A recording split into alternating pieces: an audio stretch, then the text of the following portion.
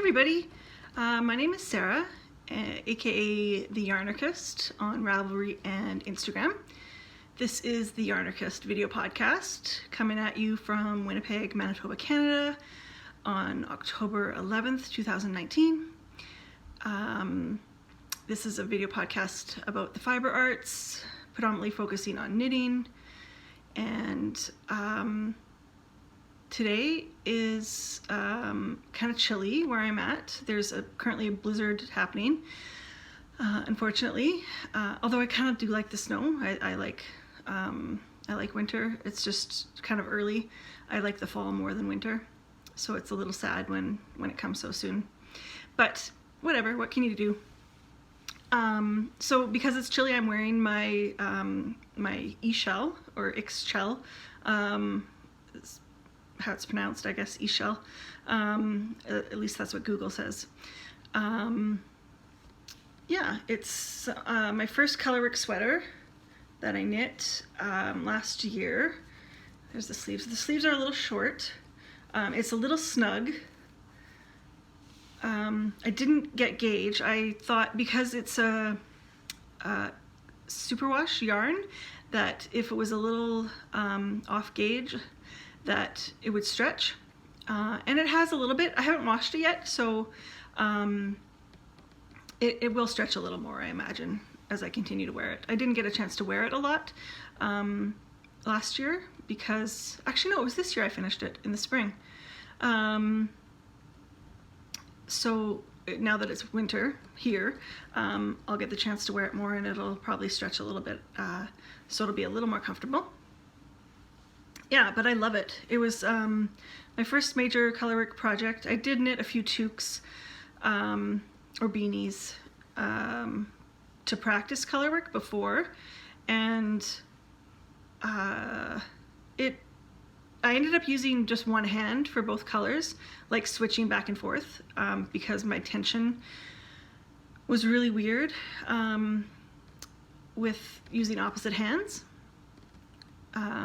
Or the same hand holding both the yarns at the same time. It just didn't work, so I just did one at a time, and that seemed to work well for me. Though I have been practicing lately using both hands with the toques that I have been knitting.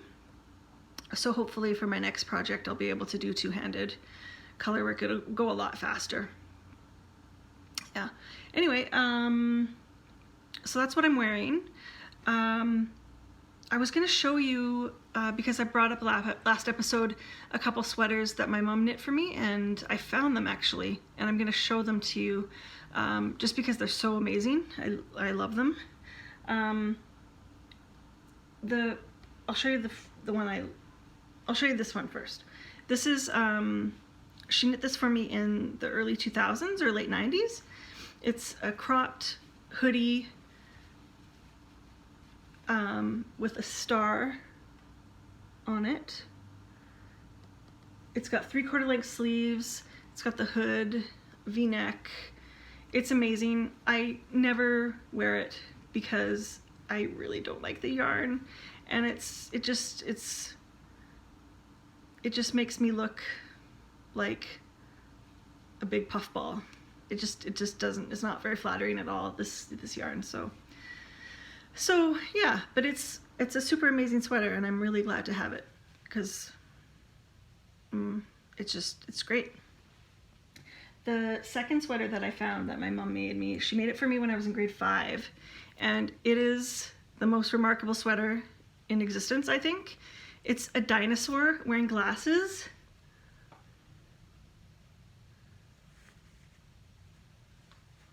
I can't see if you can see. There we go.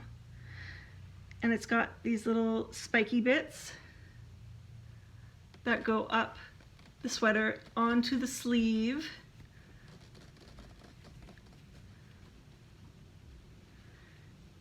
And it's got baubles, and it's pink and yellow and blue, and it's just like so beautifully 80s. And it was on the Cosby Show. Rudy wore it on one episode. I was so proud to have the sweater, but it was so warm. It was so warm I didn't wear it very much. But it still fits, believe it or not. even though it was in grade 5 that she knit it for me. I think she knit it so I could grow into it, which worked. Yeah. I wore it to when I was working in an office once, we had a ugly sweater party, and there was a category for Cosby sweaters, and I wore it and I won. It was amazing. Yeah, so those are the sweaters my mom knit for me. I actually decided I'm going to knit her a sweater for Christmas. I've told her, and she's in the process of picking out a sweater for herself for me to knit. So I'm excited about that. I can't wait to see what she's going to pick. I was kind of leaning her towards color work, but I think she's maybe leaning more towards lace, or I'm not sure what else, but we'll see, I guess. So I guess we can move on to finished objects. So I have 3 finished objects this week. The first are the pair of socks for my mom's Christmas present. I showed them last time. They just needed half a toe done, so it's not that remarkable of an FO. But they're made out of stroll fingering that I dyed. And again, I'm not super proud of this dye job, so don't judge me on it. It was just, I went way overboard on it. It's actually not looking too bad in the camera, but when you get up close to it, it's really busy. Yeah, so those are done. I knit them on 2.25 millimeter needles, US 1. Stroll fingering is from Knit Picks.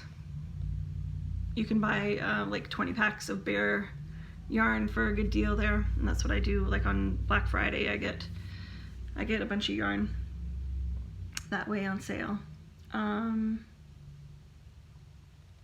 So I have 2 toques. The first one is one I showed you last week that I started knitting on, and I figured out the problem, or actually my mom figured out the problem with what was going on last week. Last episode, I had showed that one side was all this beach glass, and the other side was just the burgundy. And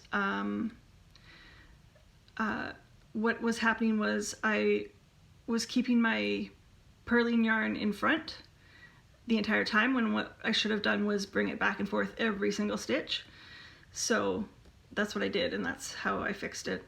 I didn't use the alternating cast on like I was originally going to, because it was way too tight.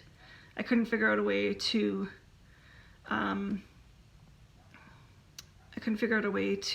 do it so it was loose enough to do it. So I just did a cast on, a German twisted cast on, and I don't know if I can remember all the colors this time. The burgundy is not burgundy, it's blackberry, maybe? Yeah, beach glass, blackberry, the pink is crush, the green is avocado, that's blackberry again, that's spruce, cadet, avocado, lumberjack, silver, and then stormy.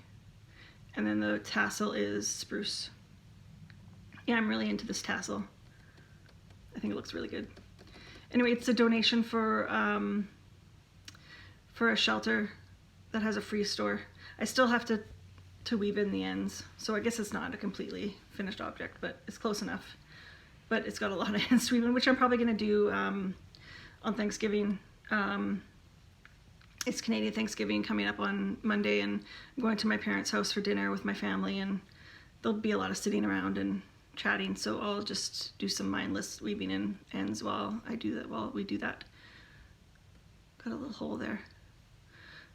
I don't know how to fix that. well, I'll fix it when I weave in the ends, but I don't know how to, when you're doing color work, when you get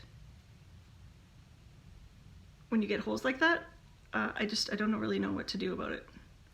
If anybody is an expert on color work and has some videos they could point out, that would be great. My next toque is another color work toque. Also, the ends need to be woven in, as you can see. This is, oh, I didn't name the name of the last one. The last toque is Color Rules Knit Fair Isle Hat, and it's a free pattern on Ravelry. And this one is also a long title.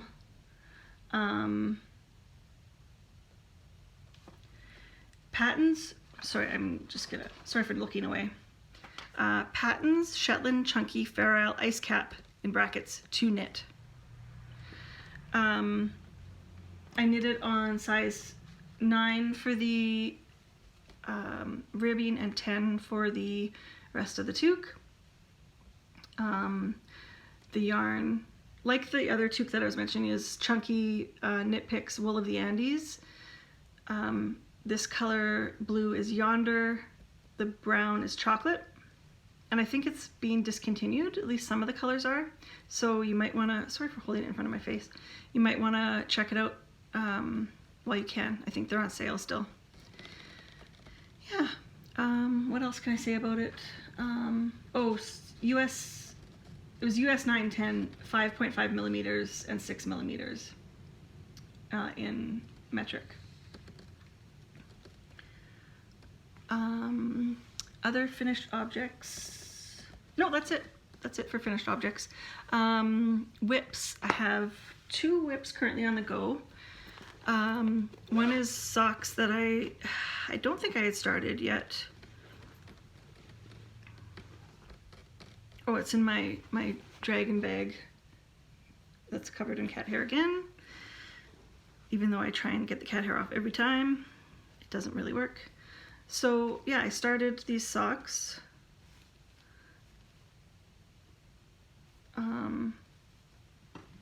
Their yarn is from Dye For You, a local company,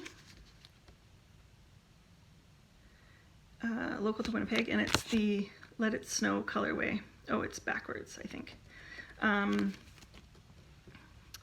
It's 80% superwash merino, 20% nylon, and I got it at the Manitoba Fibre Festival.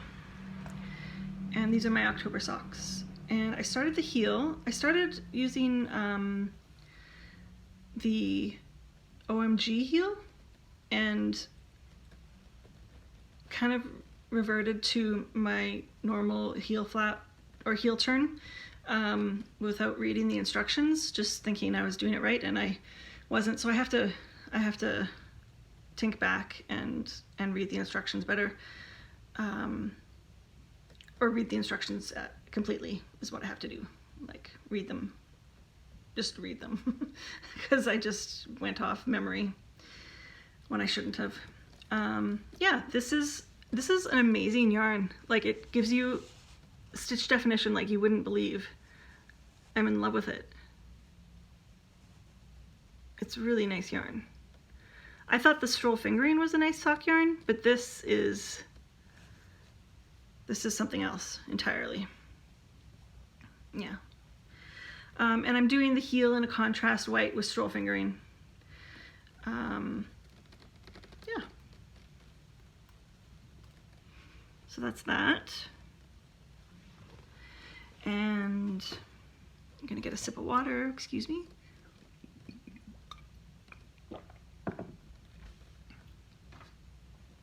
I'm knitting those on 2.25 millimeters, US 1s.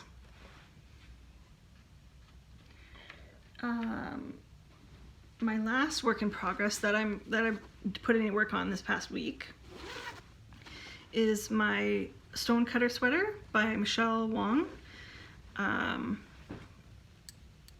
It was published by Brooklyn Tweed, I think in the mid-2000s. No, sorry, mid-2010s, so like 2014, 2015, somewhere around there. I got quite a bit done. That's where I was last week, or last week and a half ago, when I last recorded. And I'm now started shaping the shoulders. This is the front panel. I messed up a little bit and didn't read the instructions properly and started the neck shaping before the shoulder shaping, and I had to take back last night a couple rows, which was annoying. But yeah, it's coming along really nicely, I think. I'm really happy with the cables and the work that I'm doing. Yeah. It's being knit on 5mm needles, US 8, and the yarn is Knit Picks Wool of the Andes in a bear colorway. That's the back.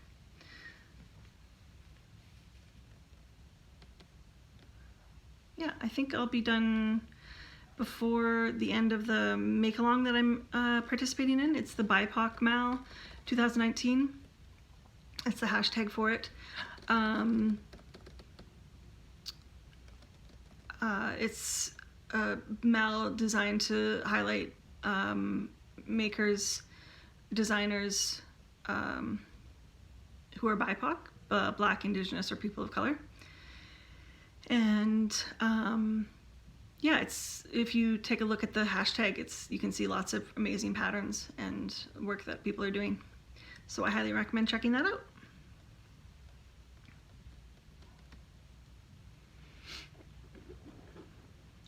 Oh, so the Mal ends on November 4th, which I think I can do. We'll see. I still have the sleeves to finish. I finished the back panel, sleeves, let's do collar, and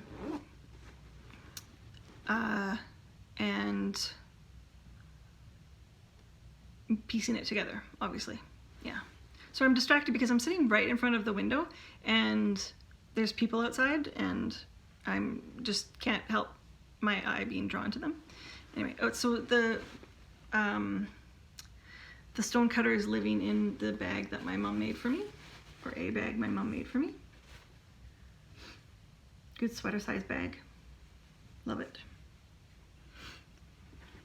So those are my whips, those are my FOs. Let's talk about future knitting.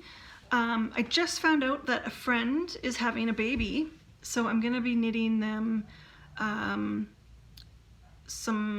probably some socks and a hat. Nothing too big because I have to ship it to Montreal, and I don't know that anybody's going. I don't know of anybody who's going out there to deliver some punk post.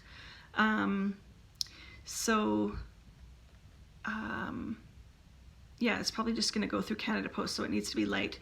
So I'm gonna knit a pair of socks that were designed by the ladies from Hey Sister podcast. I can't remember I meant to get the pattern out, I forgot, but they apparently are supposed to actually stay on. They're socks baby socks that stay on. And I've knit them for one person so far and they looked really cute. I might insert a picture here if I get permission from the parents to show you the socks. The second thing I'm going to knit is the umbilical cord hat from Stitch and Bitch, the Knitter's Handbook, which is a book from I hope it's not backwards. I'm reading it backwards, but I'm not sure if it comes up backwards for you too. But anyway,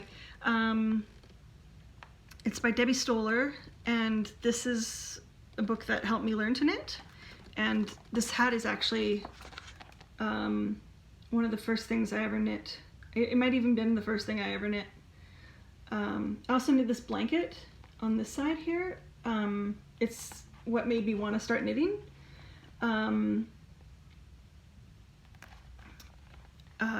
Because my nephew was being born and I wanted to knit him a blanket, and I foolishly followed the instructions in the book for the type of yarn to use, which was a merino, and it wasn't a superwash merino that I used. It was just a regular merino, and you don't give new moms non-superwash or non-washable baby items, I don't think, unless they're unless you've talked to them ahead of time and decided that it was okay with them, or determined it was okay with them. So yeah, it wasn't a good fit for my sister. So the blanket never got used, unfortunately. I don't blame her at all. It was my fault. I should have picked a superwash or an acrylic or something like that for a baby blanket. But the hat did get used. I have a couple pictures of my nephew in it. It's really cute. And it's really easy to make. Yeah.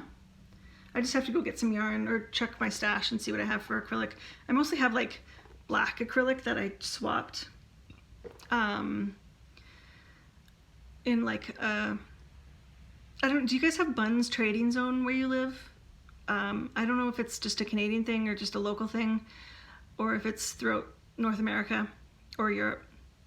But it's a Facebook group. There's also an app too, but I belong to the Facebook group, and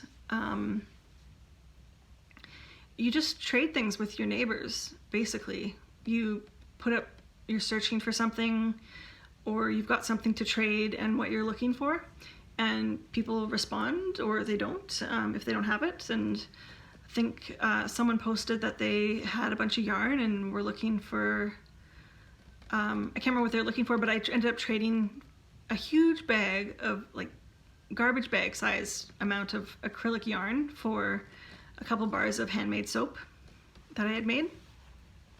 So that was pretty awesome. And once I traded some yarn for a jar of pickled carrots, I think I traded another bag of yarn for a plant or two. Yeah, it's really good if you're looking for yarn and you have other stuff to get rid of. If you don't have a lot of money and you can't buy a lot of yarn, if you're looking to increase your stash or get some yarn, check out Trading Zones, Buns Trading Zone in your area. Yeah.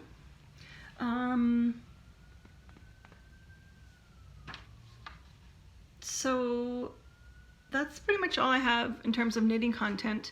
I wanted to talk a little bit more about community matters in terms of the Sockmatician.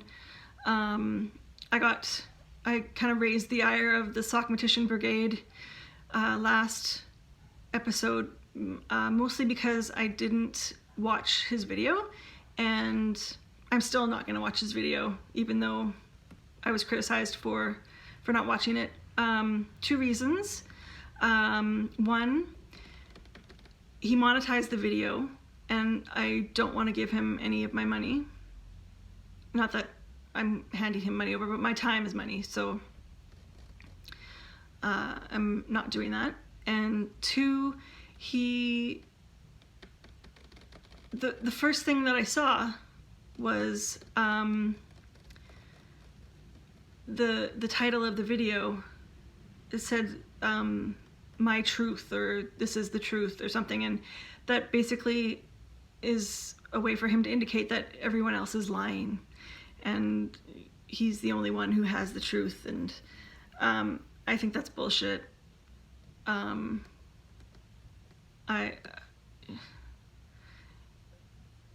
Yeah, so I don't need to watch the video to know that it's bullshit.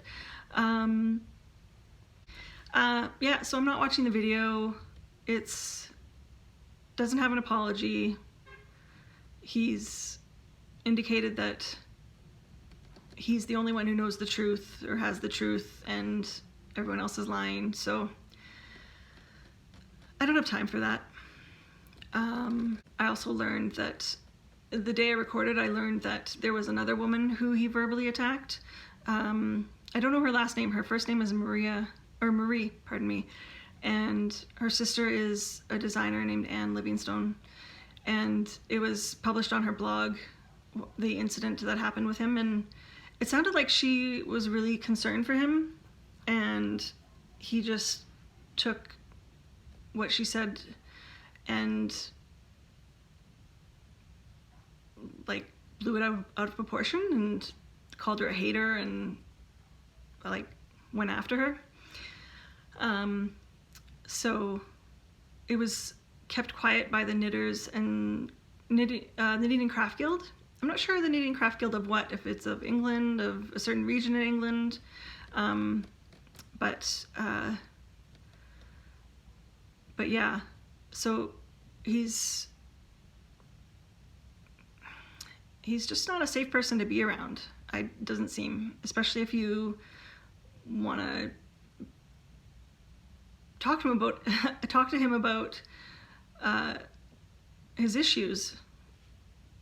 So you basically have to shut up if you're around him, and I don't think that that's a fair way to be or to live. So I hope the people around him are safe, although I really wish that people would talk to him, approach him about, people who do know him would be honest with him about his behavior and his attitudes towards women and people of color. I learned that, he's complaining that he's losing his livelihood and not going to be able to afford rent, and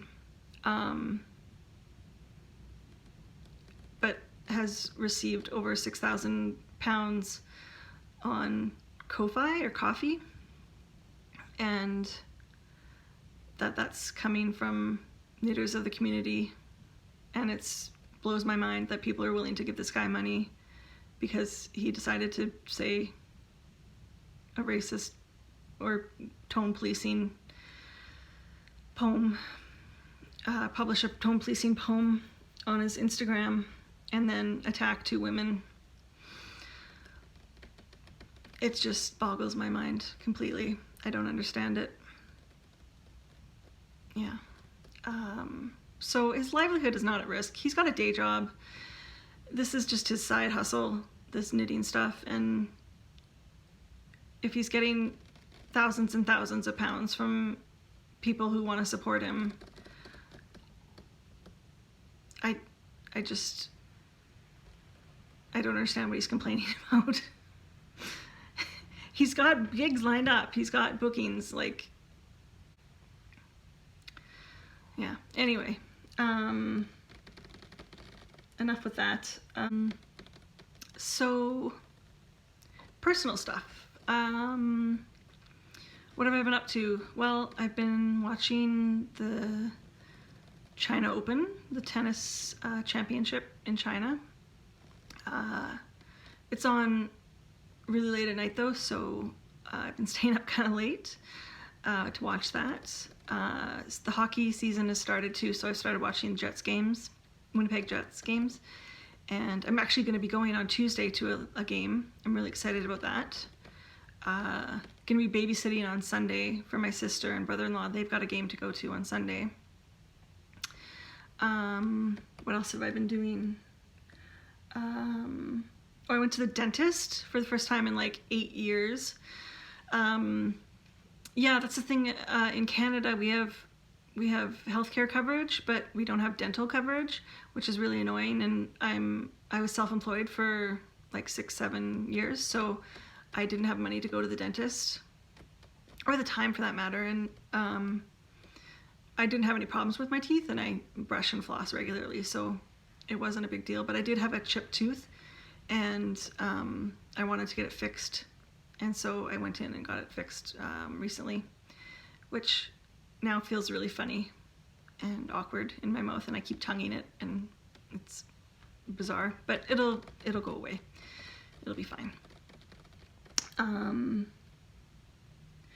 I went to a really intense panel discussion on people who have died in police custody or in prison system. It was a panel discussion featuring members of families who have lost people in the prisons or by the hands of police, and it was just so sad and intense, and can't help but feel really helpless because there's no accountability, there's no justice for people who die at the hands of police or in the prison system. There's just like secrets and lies and cover-ups, and it's just an unimaginably horrible situation for everyone involved. So that was something that I did this past week, and I was going to say a highlight, but it was not a highlight. It was just really sad. Thanksgiving is coming up this week, this Monday actually. I think I mentioned that already, going to my parents' house for dinner with the rest of my family. So that should be nice. I think we're doing the traditional turkey and mashed potatoes and all that. Yeah, I really like Thanksgiving food, so I'm looking forward to it.